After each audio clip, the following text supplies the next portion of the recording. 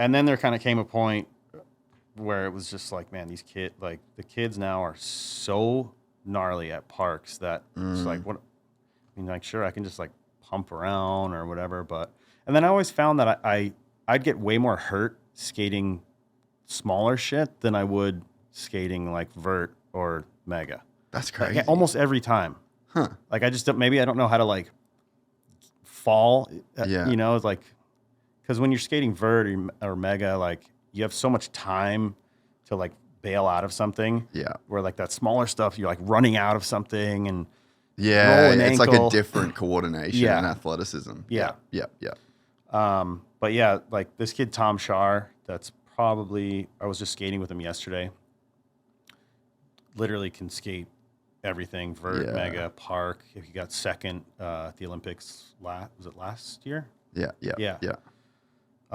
Yeah. There's a lot of the all-terrain beasts now. Yeah, it's crazy. That is pretty wild. But I mean, I guess that's like the generation, right? Yeah. Like, who's the youngest person that can do a 900? Oh, there's too many to count now.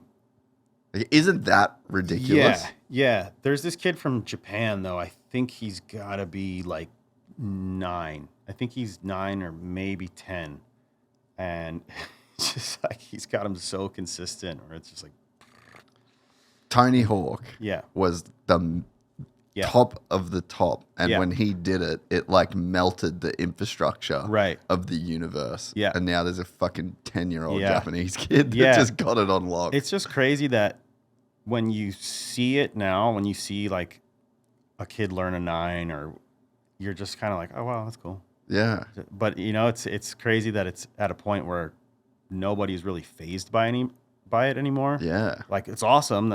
Did a 9, but it's not like, you know, obviously 15, 20 years ago, it was like, oh my God, he was the 3rd, 4th guy to do it. Like, whoa. Now it's just like, oh, that seems about right. That's how progression should be. Mm-hmm. But it doesn't make it any more, like, it doesn't make it make sense anymore. Because it was almost like that was skating's 3-minute mile in a way. Yeah. You know what I mean? And then once one person did it, it just makes things so much more possible. I mean, I think the crazier part is just how young, like, it seems like the younger you are, the easier it is to do a 9, maybe. Yeah, but maybe there's just some general physics at play there. Yeah. Where you're just way lighter. Yeah, I think so. It's got to be. I haven't done one. I used to do them like quite a bit. I don't know. There just kind of came a point for me where I was just like, I mean, there's when you do them on mega, like for me, it was, you know, felt awesome when you would make it, but even attempting them was just like, really? Okay, here we go. Yeah, I had a really bad slam on one, actually 10 years ago this year. I almost broke my neck skating out at Bob Burnquist's house, and I had gotten to a point where they were pretty consistent.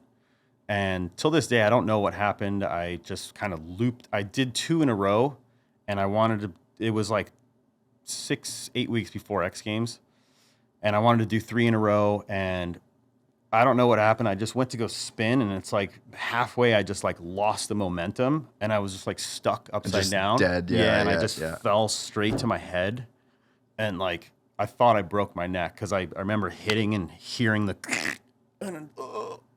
and like drove straight to the hospital.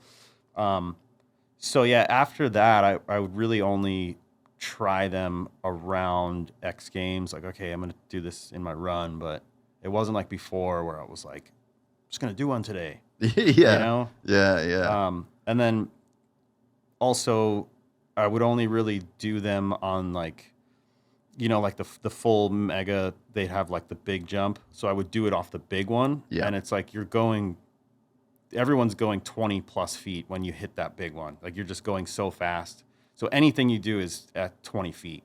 Is that off the quarter after the ramp? Yeah. So even doing a 540 at 20 feet, it's just gnarly. It's kind of crazy because, you know, also factoring in wind or, you know, that changes everything. You pull out just a little bit too much, and all of a sudden you're like like too far this way, you're a very long, or it's too so far exaggerated into the deck. Where like I've done that before, where like I've come down, hit the coping, not fun. No. Yeah. No, that sounds terrible. If you enjoyed this content, please like and subscribe. And to listen to the full 3-hour podcast, search Gypsy Tales in your favorite podcast platform or click the link in the description below. Gypsy Gang.